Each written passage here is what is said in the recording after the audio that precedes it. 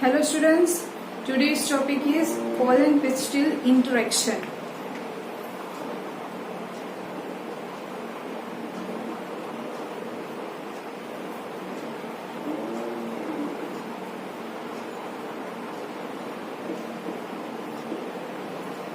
So last lectures में हमने जो देखा था वो सभी प्री फर्टिलाइजेशन इवेंट्स देखी थी, मीन्स गैमेट्स कैसे फॉर्म होते हैं वगैरह वगैरह. ठीक है.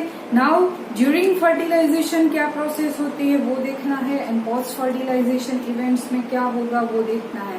ठीक है. सो इसमें ड्यूरिंग फर्टिलाइजेशन की एक इवेंट है पोलन पिस्टिल इंटरेक्शन.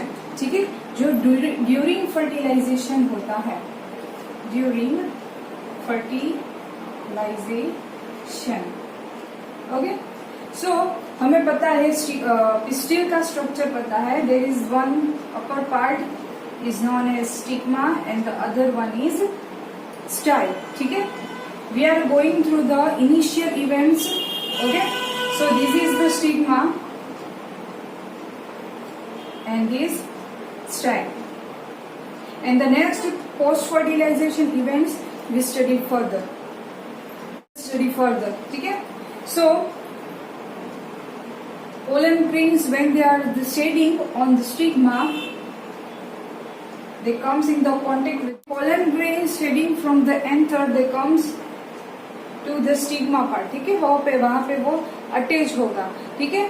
अभी now this pistil pollen pistil interaction means कि पोलन ग्रेन्स को वो पिस्टिल एक्सेप्ट करेगा या नहीं करेगा.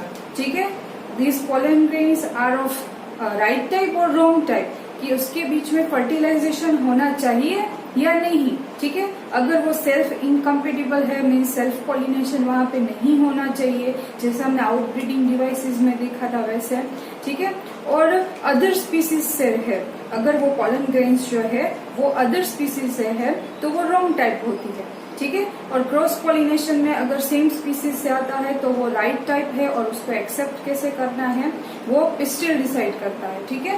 तो यहाँ पे स्टिग्मा जो है वो डिसाइड करता है. अभी वो उसको चूज कैसे करना है वो किसके ऊपर डिपेंड करेगा, पिस्टिल के ऊपर. ठीक है. This pollen grains are compatible और इनकम्पेटिबल. ठीक है. It decides on this stigma part. Right. It is the right type. अगर ये पोलन ग्रेन्स कंपेटिबल है, ठीक है, तो स्टिग्मा जो है उसको क्या करेगा, जर्मिनेट होने देगा वहां पे. तो ये पोलन ग्रेन्स जो है, ये पोलन ग्रेन्स जो है वो क्या करेगा, ये स्टिग्मा के साथ यहाँ पे अटैच होगा, और यहाँ पे बहुत सारे जर्म पोर्स होते हैं. वो जर्म पोर्स के थ्रू पोलन जर्मिनेशन होगा. मीन्स वहां पे पोलन ट्यूब जो है वो ग्रो होगी, और वो पोलन ट्यूब जो है वो ग्रो होके स्टाइल में से पास आउट होके यहाँ पे जो ओव्यूल प्रेजेंट होता है, ओवरी प्रेजेंट है, वहां पे उसके साथ कनेक्ट होगा. ठीक है. And if it is the wrong type, अगर वो इनकम्पेटिबल है, वहां पे पोलन ग्रेन्स जो है वो रॉन्ग टाइप है, तो वो क्या करेगा, यहाँ पे पोलन जर्मिनेशन नहीं होगा, पोलन ट्यूब का ग्रोथ नहीं होने देगा. अभी ये स्टिग्मा जो है वो कैसे आइडेंटिफाई करता है कि whether it is the right type और रॉन्ग टाइप. तो ये स्टिग्मा जो है वो एक टाइप का केमिकल सिक्रीशन करती है, उसके ऊपर से वो आइडेंटिफाई करता है कि उसको पोलन ग्रेन्स को एक्सेप्ट करना है या रिजेक्ट करना है. ठीक है. Whether it is the acceptance और रिजेक्टेंस बाय द स्टिग्मा. ठीक है. वो किसके ऊपर डिपेंड करेगा, वो केमिकल के. So this acceptance or rejektance between the pollen grains and the stigma is mediated by some chemical components of the pollen interacting with those of the pistils, right? ठीक है. सो नाउ अगर यहाँ पे वो acceptance हो जाता है तो उसके बाद क्या आगे की प्रोसीजर होती है, this continued by the post fertilisation events, के वहां पे फर्टिलाइजेशन हो जाएगा, और उसके बाद पोस्ट फर्टिलाइजेशन की इवेंट्स जो होगी वो देखने को मिलेगी. मीन्स यहाँ पे पोलन ट्यूब जो है वो जर्मिनेट होगा थ्रू जर्म पोर्स, एंड उसके बाद की जो प्रोसेस है वो देखते चलिए. सो जैसे आगे हमने देखा था, if the compatible pollination occurs, ठीक है, अगर पॉलिनेशन हो जाता है, then this pollen grains germinate on the stigma and grows pollen tube. ठीक है, यहाँ पे क्या होगा, थ्रू germ pores. यह हमें पता है जो pollen grains है उसका स्ट्रक्चर हमने देखा था. There are the two layers. The first one is the outer is exine and inner is intine, right? So and there are some germ pores. वहाँ पे germ pores भी प्रेजेंट होते हैं. These germ pores produces pollen tube. ठीक है, वो pollen tube जो है वो ग्रो करेगा, वो स्टिग्मा में से पास आउट होकर स्टाइल में जो है वो pollen tube को ग्रो करेगा. एंड दिस pollen tube और pollen grains के जो कंपोनेंट्स प्रेजेंट होते हैं, दे move through this pollen tube and reaches to the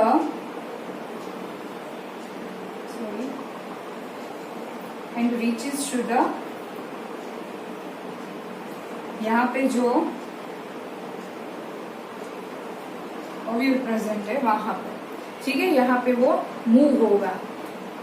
micropylar and जो होता है, ठीक है, हमने ओव्यूल का स्ट्रक्चर देखा था, उसमें उसके रीजन्स देखे थे. माइक्रोपाइलर एंड होता है, चेलाइजल एंड होता है.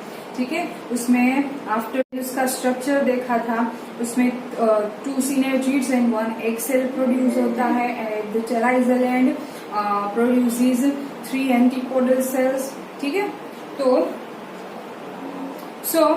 यहाँ पे जो माइक्रोपाइलर एंड होता है वहां पे जो सिनेर्जिड्स प्रेजेंट है और वहां पे फिलीफॉर्म एपर्चर्स जो फॉर्म हो रहे हैं. ठीक है, उसका फंक्शन भी हमने देखा. Filiform apparatus guides the entry of the pollen tube, के पोलन ट्यूब को कहाँ पे एंटर होना है. ठीक है, और हमने जो पोलन ग्रेन का स्ट्रक्चर देखा था उसमें देखा था there in some species this pollen grains sheds during their 2-celled stage and in some species they are shed at the 3-celled stage.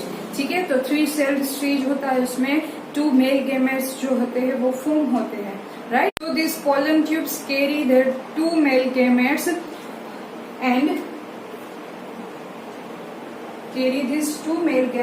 and reaches to the ovule. ठीक है, वहां पे वो ओव्यूल में एंटर होता है थ्रू माइक्रोपाइलर एंड. ठीक है, और ये माइक्रोपाइलर एंड होता है, वहां पे 2 सिनेर्जिड्स प्रेजेंट होते हैं and these 2 synergids forms filiform apparatus. And these filiform apertures function is what?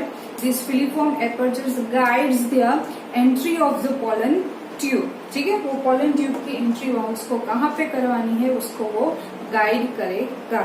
All the events from the pollen deposition on the stigma, their acceptance, then pollen tubes grows and reaches to the ovule. Ovule तक जब वो वहां तक पहुंचता है, जो सभी events है उसको हम क्या बोलेंगे, pollen pistil interaction. Repeat, stigma के ऊपर जो पोलन ग्रेन्स जो है वहां पे डिपोजिट होती है, स्टिग्मा जो है उसको एक्सेप्ट करता है. देन पोलन ग्रेन्स के जो जर्म पोर्स होते हैं वो पोलन ट्यूब को ग्रो करते हैं, वो मेल गेमेट्स को कैरी करके ओव्यूल तक पहुंचते, ओव्यूल में एंटर होते हैं. ठीक है, वो सभी इवेंट्स जो होती है उसको हम क्या बोलेंगे, pollen pistil interaction. Right? This pollen pistil interaction is a dynamic process which involving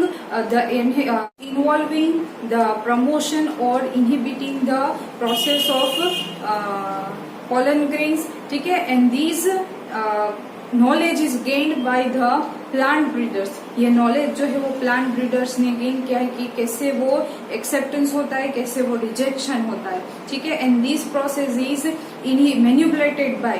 ठीक है, ये प्रोसेस को मैनिपुलेट भी करते हैं प्लांट ब्रीडर्स और उसके थ्रू वो हाइब्रिडाइजेशन करवाते हैं. हाइब्रिड प्लांट्स के बारे में आपने सुना होगा. ठीक है, तो वो हाइब्रिडाइजेशन ऐसे ही अदर स्पीसीज, दो अलग अलग स्पीसीज को मिक्स आउट करके न्यू ही स्पीसीज जो है वो फॉर्म करते हैं, राइट. ठीक है, और ये हम पोलन ट्यूब जो है वो कैसे ग्रो होती है वो हम घर पे भी कर सकते हैं, जैसे आपके प्रैक्टिकल्स में होगा क्लास में. ठीक है, और उसमें क्या होता है कि कोई भी प्लांट के फ्लावर्स, जैसे कि हम पी ले सकते हैं, चिक पी ले सकते हैं, ठीक है, जो इजीली अवेलेबल है, उसके फ्लावर्स लेके उसकी पोलन ग्रेन्स जो है वो स्लाइड के ऊपर, ग्लास स्लाइड के ऊपर लेके उसमें 10% शुगर सॉल्यूशन ऐड करके, ठीक है, उसको 15 to 30 मिनट्स तक रखना है। And after 15 to 30 minutes you can see this pollen tube growth जो होता है वो हम माइक्रोस्कोप में वो देख सकते हैं, ठीक है। और ये हाइब्रिडाइजेशन और प्लांट ब्रीडर्स कैसे उसको मैनिपुलेट करते हैं वो हम नेक्स्ट उसके आगे के चैप्टर्स में हम देखेंगे, ठीक है।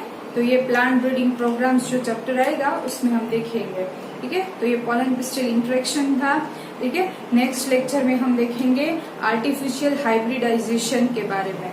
ओके, तब तक के लिए बढ़ते रहे। Stay home, stay safe.